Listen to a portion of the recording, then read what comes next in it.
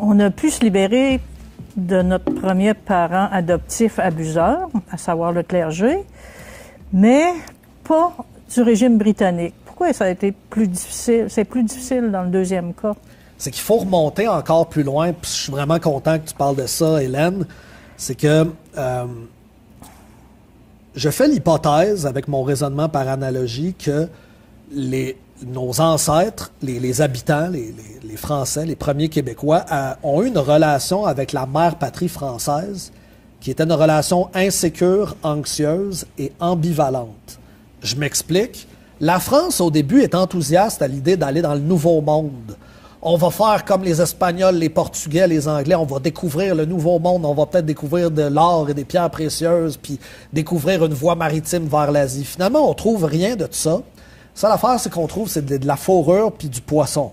Bon, c'est pas si mal, mais pendant longtemps, ce n'est qu'une colonie comptoir en Nouvelle-France, puis ceux qui viennent s'installer ici, c'est parce qu'ils ont la foi en Dieu, ils ont une foi de fou, hein, une foi qui se nomme même pas, hein, pour pouvoir s'installer ici, puis fonder une colonie à Montréal, puis continuer à fonder la colonie à Québec, parce qu'au début, les commerçants de fourrure ne sont pas intéressés à installer des habitants parce que ça coûte cher. Fait que là, il y a comme une relation ambivalente de la France s'intéresse à nous, il n'y a pas d'or, puis il n'y a pas de pierres précieuses ici, puis on ne trouve pas de route maritime vers l'Asie. Bof. Mais là, Louis XIV entre en poste, et c'est une revitalisation.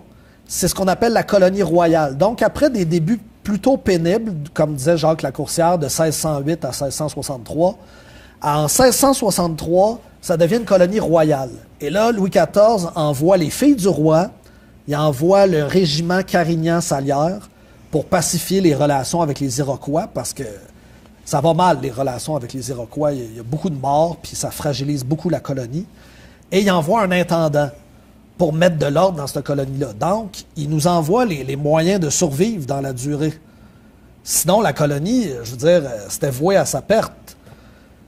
Mais malheureusement, les problèmes en Europe vont continuer à perdurer. Puis à un moment donné, la France va faire là, comme disait Voltaire, pour quelques arpents de neige, on n'enverra pas des renforts pour sauver l'écurie alors qu'on a déjà des problèmes avec la mère patrie. On vous laisse tomber, on vous abandonne. Tandis que les Anglais disent, non, la guerre entre Français et Anglais, ça va se régler en Amérique. On va envoyer ben des soldats, puis on va s'approprier ce territoire-là. Fait qu'on a une relation ambivalente avec la mère patrie française. On l'aime, c'est notre origine, on parle français, on protège le français. Pour nous, c'est bien important, le français. Mais d'un autre côté, les maudits français, l'abandon, on attend encore les bateaux puis le ravitaillement qui n'est jamais venu. Pendant 200 ans, les relations avec la France et le Québec ont été coupées. Ils ont seulement commencé à réapparaître dans la foulée de la Révolution tranquille. C'est ça dont parlait René Lévesque, que pendant un bon 200 ans, les relations France-Québec, il n'y en avait pas beaucoup. Et cette espèce de relation-là, ambivalente, insécure, anxieuse, avec notre mère patrie française, fait en sorte que quand arrive un beau-père anglais abuseur, mais manipulateur, qui instaure l'acte de Québec, puis qui nous laisse certaines libertés, ben là, on va s'accommoder de sa présence en disant, ben, pour notre survie, on va s'arranger. Puis il y en a qui vont être un peu plus proches du pouvoir anglais, il y en a d'autres qui vont se mettre à distance de lui. Fait que l'arrivée des Britanniques vient comme en quelque sorte mettre un baume sur une souffrance qui est déjà là, d'ambivalence. Et il y a le clergé qui est comme une espèce de parent tuteur d'adoption, qui dit je vais les gérer, le peuple canadien-français. Moi, je vais leur dire quoi faire.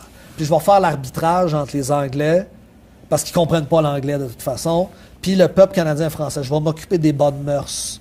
Puis le plus important, c'est qu'on soit catholique, puis qu'on parle français, puis c'est tout.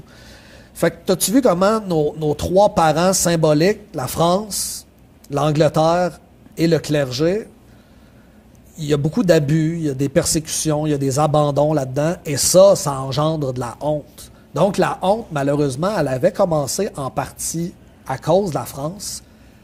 Avec le viol anglais, là, la honte se répand, de façon massive et le clergé a entretenu cette honte-là. Mais sans abandon, l'abandon est un terreau fertile pour instaurer la honte, autant chez un individu que chez un peuple. C'est ma thèse.